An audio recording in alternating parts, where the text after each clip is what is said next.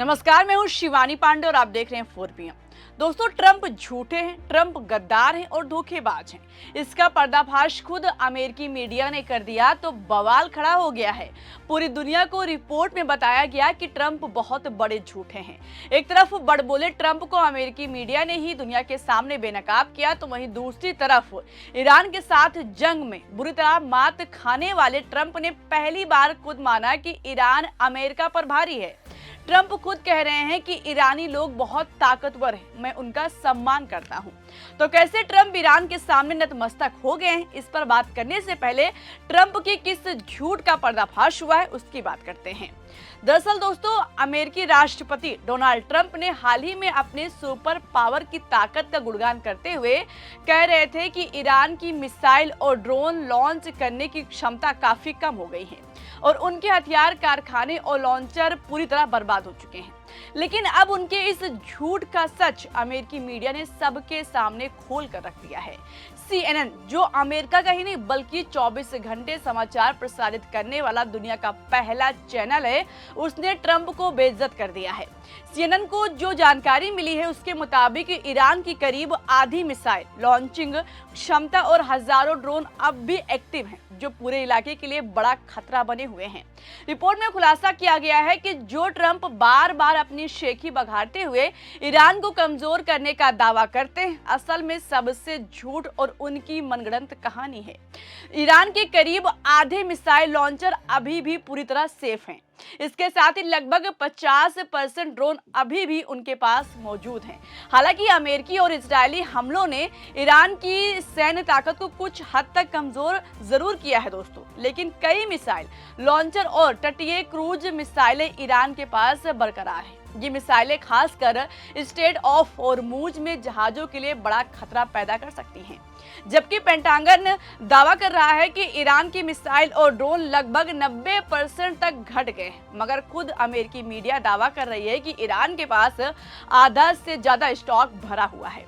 इसके अलावा ईरान की अंडरग्राउंड टनल और मोबाइल लॉन्च सिस्टम उन्हें अब भी मजबूत बनाए हुए हैं। दोस्तों, इस रिपोर्ट में ट्रंप के दावे में कितनी सच्चाई है, दूध का दूध और पानी का पानी कर दिया गया है।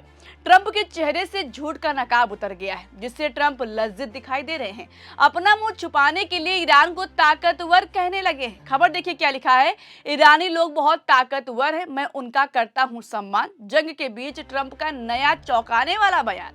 दोस्तों, जो ट्रंप कल तक ईरान पर कब्जा, ईरान में तख्ता पलट और वहां के नेताओं को चुन चुन कर मारने का दावा कर रहे थे, वो आज ईरान के लोगों का सम्मान करने की बात करने लगे हैं।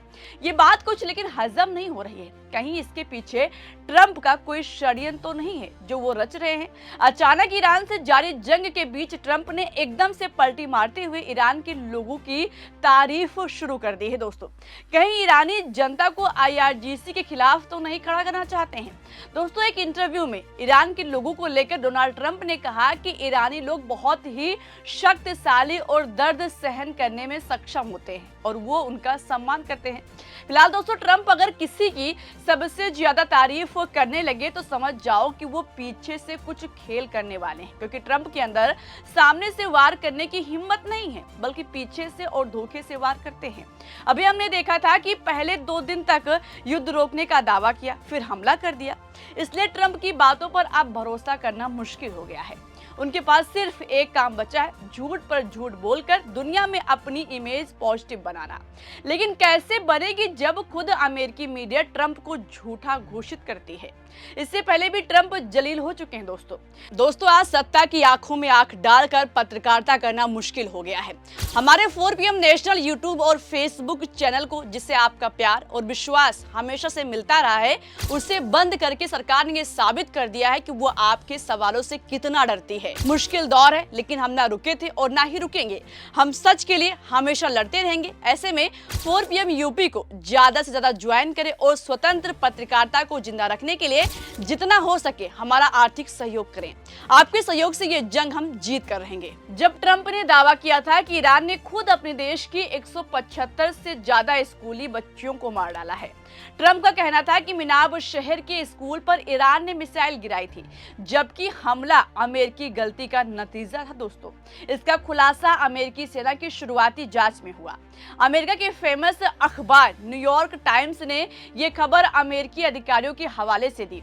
रिपोर्ट में कहा गया कि अमेरिकी सेना की शुरुआती जांच में पता चला है कि 28 फरवरी को ईरान की मिनाब के स्कूल पर हमला अमेरिका की गलती से हुआ था। अमेरिकी सेंट्रल कमांड ने पुरानी जानकारी के आधार पर टारगेट बनाया।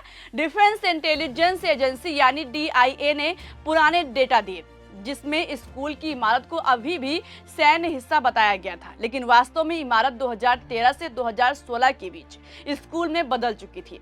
4 दीवारी बनाई गई, खेल का मैदान बनाया गया, 3 सार्वजनिक प्रवेश द्वार खुले, दीवारें नीली और गुलाबी रंग से रंगी गई, जो सैटेलाइट इमेज में साफ दिखता है। स्कूल पहले बेस का हिस्सा था, लेकिन अब अलग हो चुका था। लेकिन अमेरिका ने बिना चेक किए पुरानी जानकारी के आधार पर वहां हमला कर दिया, जिसमें स्कूल के स्टाफ और बच्चों को मिलाकर 175 से ज्यादा लोग मारे गए।